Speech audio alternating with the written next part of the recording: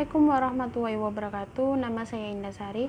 Saya perwakilan dari kelompok 8. Saya dan teman-teman saya akan menjelaskan tentang pengaruh rate, kasta, theta, ROI, size, leverage terhadap kebijakan dividen pada siklus hidup perusahaan. Baik,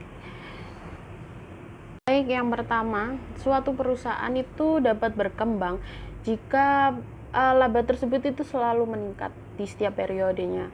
Nah, salah satu faktor yang mempengaruhi laba perusahaan terus meningkat yaitu apa? Yaitu ya kuatnya modal.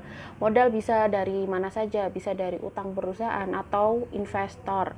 Nah, investor itu biasanya rela menanamkan modalnya terhadap perusahaan demi untuk mendapatkan dividen. Lah, dividen sendiri itu apa sih? Dividen itu laba yang dihasilkan perusahaan. Nah, lalu nanti itu biasanya dibagi dua oleh pemegang saham, oleh perusahaan juga. Biasanya perusahaan yang berkembang pesat itu biasanya perusahaan berkandidat untuk membagikan dividen. Mengapa? Ya karena perusahaan berkembang pesat itu dinilai sebagai perusahaan yang sudah matang atau stabil dalam sumber dayanya. Biasanya sumber dayanya tidak terbatas lah. Kalau perusahaan yang baru atau perusahaan yang baru berdiri lah gitu kan, itu sumber dayanya terbatas. Nanti dia akan lebih memilih untuk menahan labanya dibandingkan membagikan terhadap pemegang saham. Pembayaran dividen sendiri itu berbeda-beda pada setiap perusahaan, tergantung profil perusahaan tersebut. Misal perusahaan tersebut baik di mata masyarakat, mungkin dividen tersebut akan tinggi. Bahkan beberapa penelitian menunjukkan besarnya laba yang dihasilkan perusahaan di setiap periodenya itu sangatlah berpengaruh dengan pembayaran dividen. Nah, pada tahap awal perusahaan atau startup stage, perusahaan itu biasanya membutuhkan pendanaan yang besar atau modal yang besar, sehingga terdapat peluang investasi yang besar. Perusahaan dengan tingkat pertumbuhan yang tinggi cenderung memiliki dividen payout ratio yang rendah. Artinya pada tahap awal perusahaan tidak membagikan dividennya. Terdapat 5 tahap utama siklus hidup perusahaan menurut Akruskasnya, yaitu startup, growth, mature, take out, dan decline. Beberapa negara telah melakukan penelitian dengan teori siklus hidup perusahaan yang dikaitkan dengan RET atau Retained Earning to Total Equity terhadap kebijakan dividen. Beberapa pendapat mengatakan juga kalau pendapatan tetap terhadap total ekuitas atau bisa disebut RET dan pendapatan tetap terhadap total aset atau bisa disebut dengan RETA berpengaruh positif signifikan terhadap probabilitas perusahaan membayar dividen. Nah, dalam penelitian ini menyatakan bahwa RET itu sangatlah berpengaruh positif signifikan terhadap propensity to pay dividend. Dengan begitu menjelaskan bahwa perusahaan tersebut ada dalam siklus hidup perusahaan tahap kedewasaan atau bisa disebut juga dengan mature.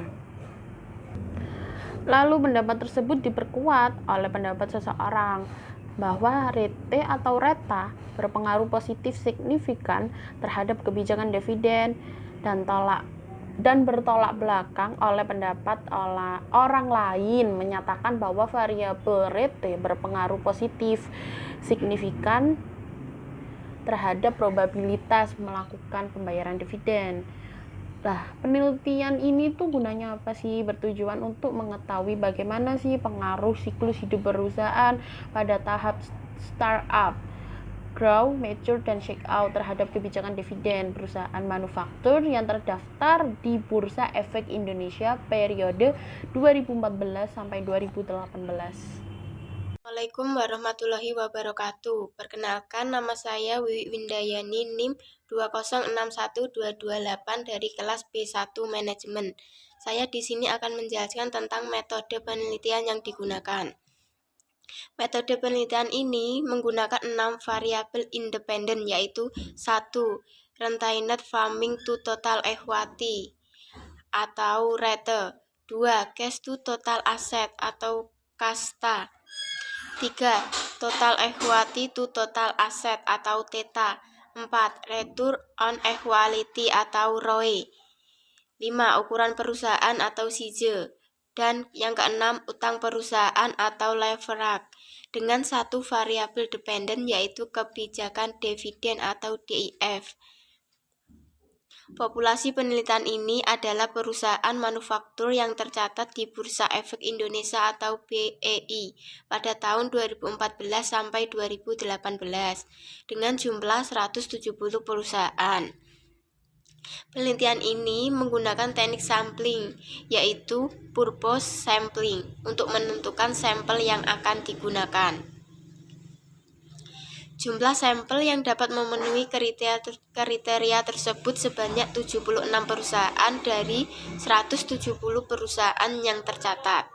Perusahaan dinyatakan mengalami kendala keuangan apabila perusahaan tersebut tidak memiliki kemampuan yang baik dalam membayar dividen kepada pemegang saham. Perusahaan dalam kategori tersebut akan diberikan skor 0 atau tidak 1. Beberapa tes statistik yang digunakan untuk menilai overall fit model yaitu nilai log likelihood, cost and Snell R square, Hosmer and Lemeshow, dan classification table. Sekian dari saya. Wassalamualaikum warahmatullahi wabarakatuh.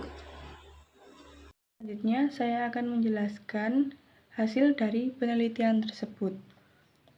Hasil menunjukkan bahwa variabel rate, kasta, theta, size, dan leverage berpengaruh signifikan terhadap dividen pada siklus hidup perusahaan, yang mana ditunjukkan dengan nilai SIG pada tiap tahap bernilai lebih besar dari 0,05. Dan secara umum terdapat satu variabel yaitu ROE yang memiliki pengaruh signifikan terhadap kebijakan dividen dengan nilai SIG sebesar 0,000. Jika dilakukan analisis pada setiap siklus hidup perusahaan, ROE berpengaruh signifikan terhadap kebijakan dividen yang pada startupnya dijelaskan dengan nilai SIG sebesar 0,032. Hasil dari Hosmer and Lemeshow test pada perusahaan yang menjadi sampel dalam penelitian ini memperlihatkan bahwa nilai SIG dalam setiap siklus hidup perusahaan bernilai lebih besar dari 0,05.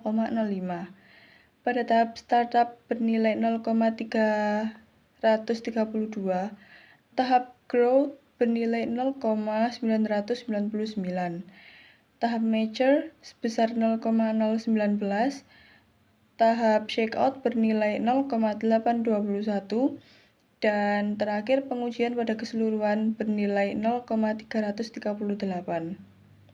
Selanjutnya, saya akan menjelaskan sedikit tentang pengaruh rate dan pengaruh theta. Yang pertama, pengaruh rate. Pengaruh rate terhadap kebijakan dividen pada siklus hidup perusahaan membuktikan bahwa variabel rate tidak signifikan terhadap variabel dependen yaitu kebijakan dividen, dan pengaruh theta terhadap kebijakan dividen pada siklus hidup perusahaan membuktikan bahwa variabel theta tidak signifikan terhadap variabel dependen yaitu kebijakan dividen. Dari dua pengaruh ini disimpulkan bahwa kedua pengaruh tersebut, rate dan theta, memiliki persamaan yaitu tidak signifikan terhadap variabel dependen yaitu kebijakan dividen.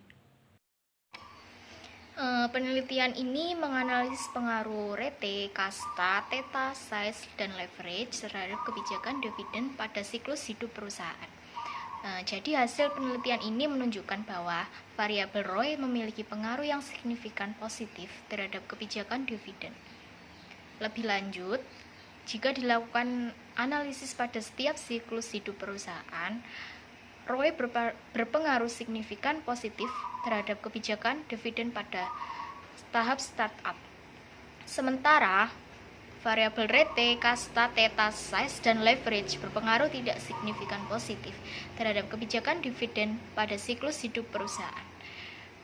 Variabel ROI berpengaruh yang signifikan terhadap kebijakan dividen, sehingga disarankan investor untuk yang membeli saham dan memiliki ROI tinggi karena akan cenderung memberikan dividen yang tinggi. Jadi, penelitian ini memiliki keterbatasan yaitu tahap decline. Tidak bisa dilakukan analisis dan pengujian dikarenakan jumlah sampel pada tahun decline hanya berjumlah 3 observasi saja. Selain itu, penelitian ini hanya dilakukan pada perusahaan manufaktur yang terdaftar di BI tahun 2014 sampai 2018. Oleh sebab itu, hasil penelitian ini tidak dapat digeneralisasikan untuk semua jenis industri. Saran yang diberikan bagi peneliti selanjutnya adalah menggunakan metode pemilihan daur hidup yang berbeda, sehingga hasil penelitian menjadi lebih maksimal. Baiklah, sekian hasil presentasi dari kelompok kami, kelompok 8. Apabila ada kekurangannya, mohon maaf dan terima kasih. Wassalamualaikum warahmatullahi wabarakatuh.